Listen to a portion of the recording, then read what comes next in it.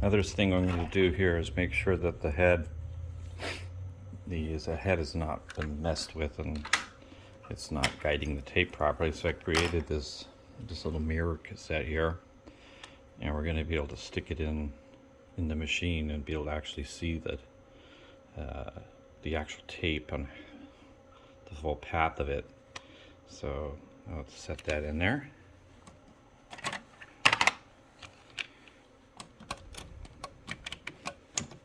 Okay, so that's now in place. And you see here we're going to put, let me get up close here so you can see the tape in the mirror. And there's the pinch roller. So now I'm going to put it in the record mode. I can't do that, can I? I can just do it at play mode at first then. This is what we're going to look at, is see if there's any pinching going on. It does look like over here they're kind of grabbing and pinching it a little bit. Is it bouncing around? It looks on this one right up here. Let's kind of see how it's bending it just a little bit, so I'm going to tweak it so that doesn't happen.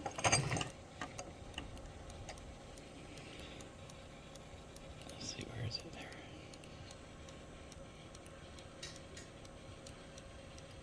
there? This way.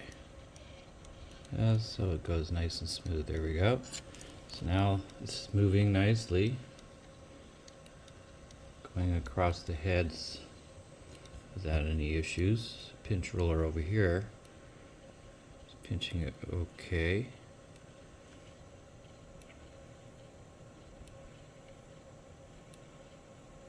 Gotta take it, this tape is really low. I gotta rewind it here because it's like to the end.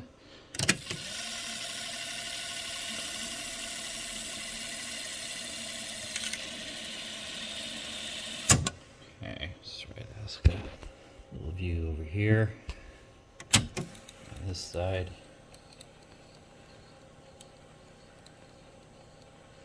Looks like it could be going okay. Guiding in.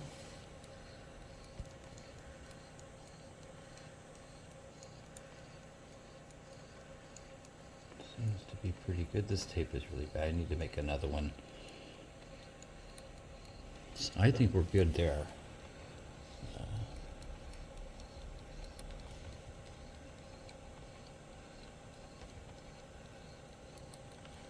Of course, there's nothing holding the tape down to the head, but what I'm just basically looking for is the guides, and is it guiding it in? Is it not rubbing? So. Anyway, that looks good. Put this regular tape back in again. Rewind a little bit, and we'll see what it looks like on the recorded of that 440 megahertz there. Okay, so okay, looks good. Kind of bouncing around in both back and forth.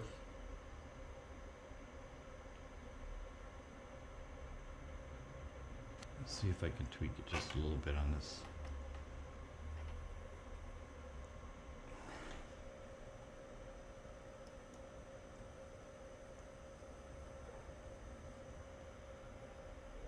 Stop. This is the end of it, so I have to rewind some more.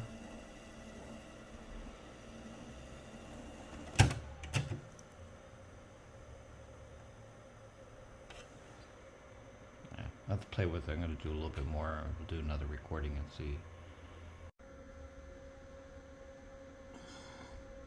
Okay, got this thing perfectly in phased. This is my mirror, homemade mirror test to make sure that the path going over the heads is where it should be. The guides guiding those cassette tape. Right on. Rewind it here. I don't have much tape on this. Go back. In fact, the leader gives a good example. Let's see if I can zoom in. There we go. And I'm going to push play.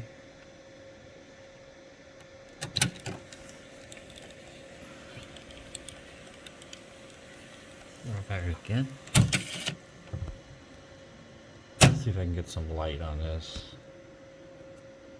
There we go.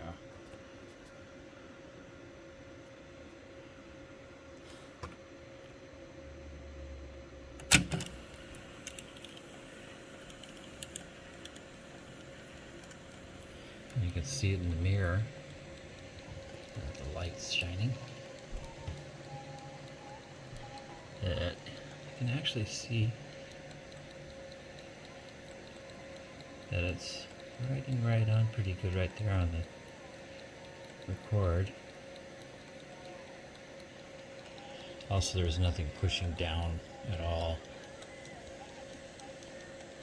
That looks like it's writing very well. Pinch roller is doing its job. It's writing right on the groove right there. And this side over here.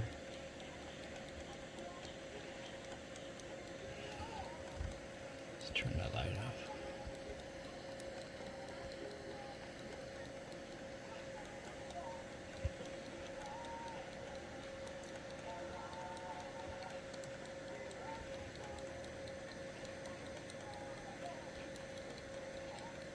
Okay, looks good. We generated, we're at, it says to do -2. Try it there. And there's where it looks like just right in. I'm not gonna leave it where I get some fingernail polish from my wife and put that on there. And it's gonna be locked in. I can make another tape out of this one to go to actually use as a tool. There you go. That's how you do the azimuth setting on the C830.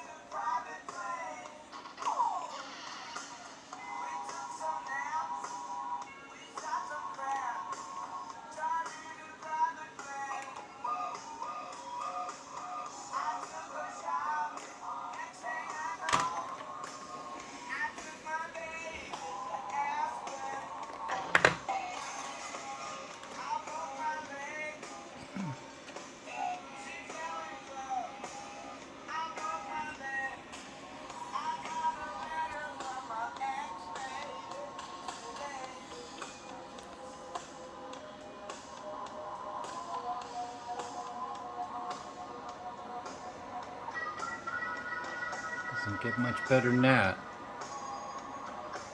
Let's turn it into a wave format.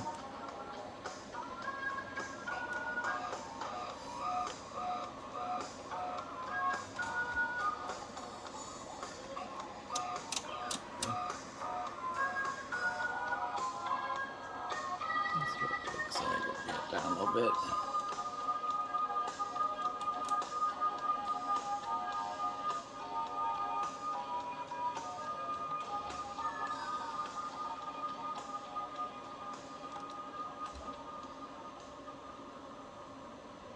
All right, there you go.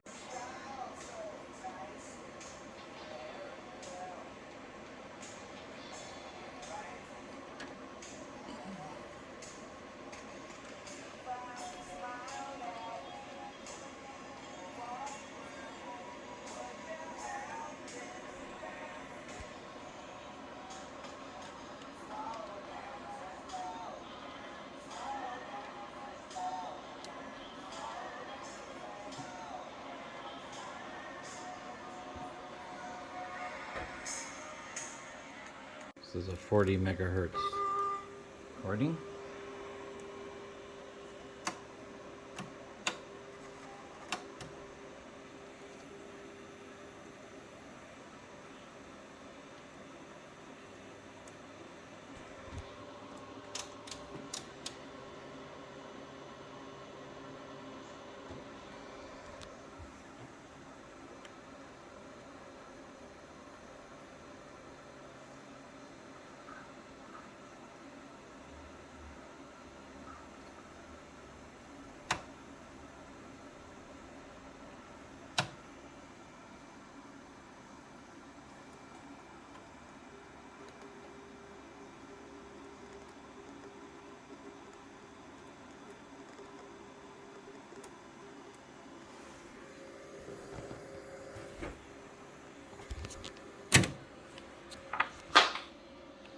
Let's go record something. This is the dual C830 high-end cassette deck with 3 heads. It's now recording right now from my dual 1229 turntable. Same thing, German made. It's awesome. And then I have my Sherwood 7910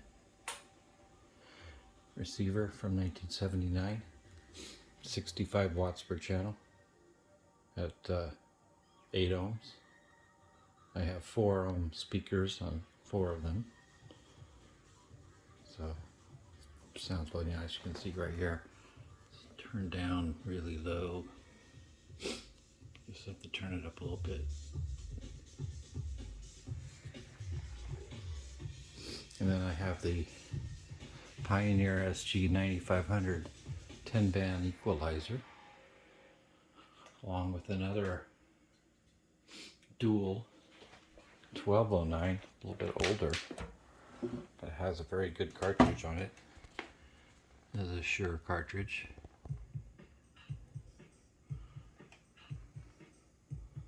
Cherry condition. I have these Polk Audio little bookshelf speakers that really do a good job